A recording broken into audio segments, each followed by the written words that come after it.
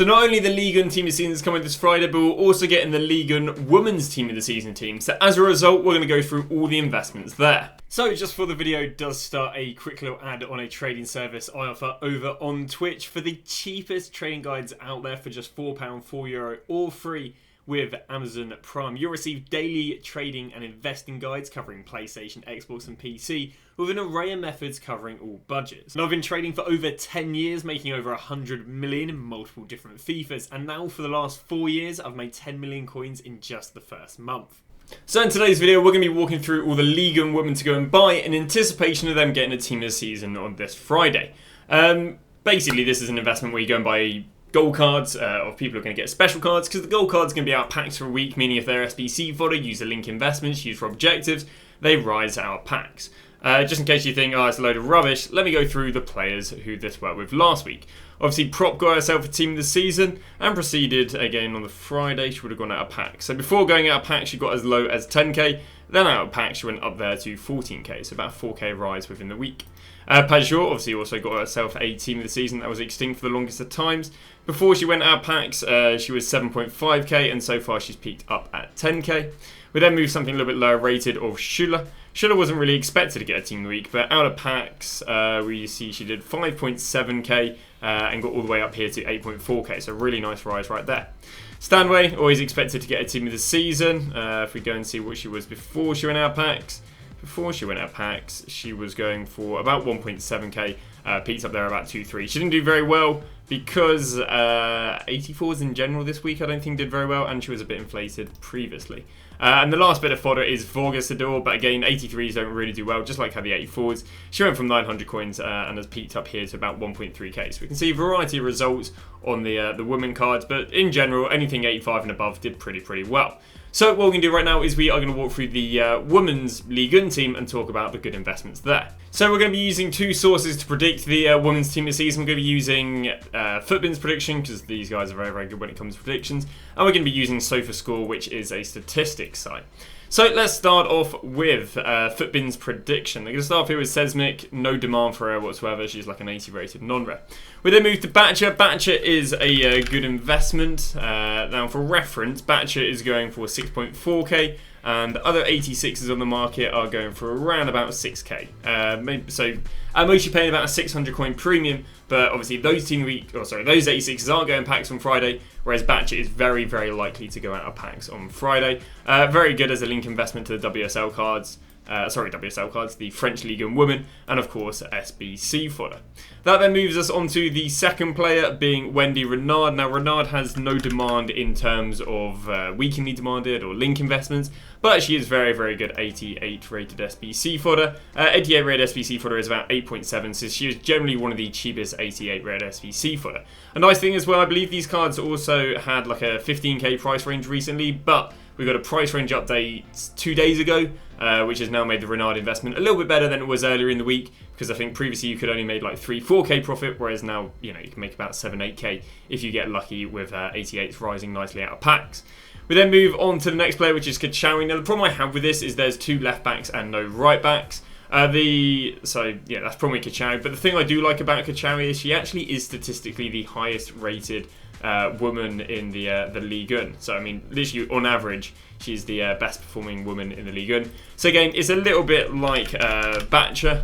There we go, same sort of thing where she's coming in at 6k, a little bit cheaper than Batcher. Only has a maximum 3.5k profit per card. No point buying on PC as well, because the PC just doesn't have a big enough price range. But that is the women defenders. We then move on to the midfielders, and a Garola, if I'm not wrong, is an 82 rated, therefore there's no money on her. Guerrero is a good investment. Guerrero is also already leaked, so you don't even have to gamble on her. My only worry is because she's already leaked, she now might be a bit more inflated than what I'd like to pay.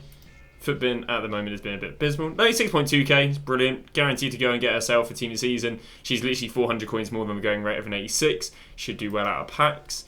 We then get to Matteo. Matteo, 84 rated. We then get down to Matteo. Only problem I have with Matteo is it's kind of a little bit replica of Stanway from last week, where she was quite inflated going into being out of packs. I mean, at the moment, 84s are about 1.4k, so she's, you know, like 300-400 coins more than 84s. Yeah, we don't mind paying 3-4k when it comes to 86s because the cards are 3 times as much. Therefore, a 300-400 coin price difference between the base rate and her isn't as bad. But for a card when the, you know, when the card's only 1.5k in the first place, or the, you know, 1.8k in the first place, then it's not so good. So she goes down to 1.5, brilliant. If she doesn't go down to 1.5, I'd say she's a bit too inflated. And Debritz is 83 rated, and last week's Votomeyer, or whatever the Icelandic woman was, what's it called, didn't really do very well. So I don't think Debritz at 83 rated would do well. We then move to Chawinga, and I'll be honest with you, there is no demand for her. Don't think she'll be fitting in Evo, she's just an 81 rated play. Then get to Hegerberg, and Hegerberg, I do believe, should do very nicely. Just like how Prop went up 10k in the week, she should do very, very nicely. The going rate of 89s at the moment is 17k, so she is generally the going rate of 89s, which is a nice little investment there. On top of that, we should have Icon SBCs on Sunday, and because we should have an Icon SBC on Sunday, it means the highest rated fodder should perform better this week than it did last week, because of course the Hero SBC doesn't require as high rated teams and is not as demanded. But the Icon SBC should be a little bit more demanded. In the same breath, it's the exact same thing with Diani. I'd say Diani is a better investment than Hegerberg in terms of would have a little bit more demand out of packs because she'd be a little bit of a better link investment than Hegerberg. Not a very demanded card.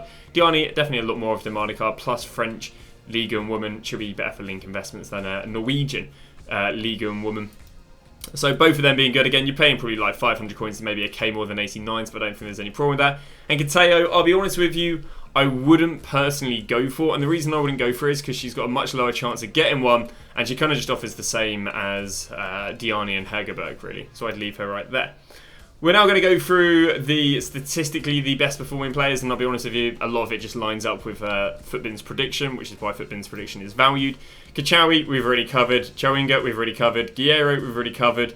Berahina is just going to be a low rated, so we've nothing interesting there. Matteo, we've already covered. Damian Wink, we've already covered. Fernie is an 82 rated, and therefore not an investment. Gills is a 83 rated, and as a result not an investment. We then get through to D Almeida, and I don't actually think she is too bad of an investment. High rated non-rares have traditionally done very, very well out of packs, so say picking her up to like 600 coins is a pretty chill play. Lower chance of maybe getting a team of season than some of the others, but there are generally no like really budget investments. The minimum you're paying for these for the other cards, because they're A6 rated, is 6k. So if you want something that's very, very cheap, maybe a lower chance of getting a team of season, but should still do well out of packs. Sorry, but would do really well out of packs if she does get a team of season. But yeah, basically just filling the gap of there not really being any budget investments. So once again, to go and wrap that all up, the best League and Women investments would be Batcher, Renard, Kachawi, Guerrero, Matteo if she drops. And then moving on to attackers, we're looking at Hegerberg, Diani. And if you really do want another card for the sake of variety, you could go Kateo. But I try and keep it at these lot because I think they'll be a little bit better. But that is going to go and wrap that up. In terms of selling the cards, you can just sell them when there's a better investment, presuming they have already risen at that point. If not, you can just hold on to them all the way through to Wednesday after 6 PM content, because after Wednesday 6 PM content, it's very rare to get any SBCs to rise fodder. But that's going to wrap it up. Thank you very much for watching, and we'll see you guys tomorrow with a brand new video.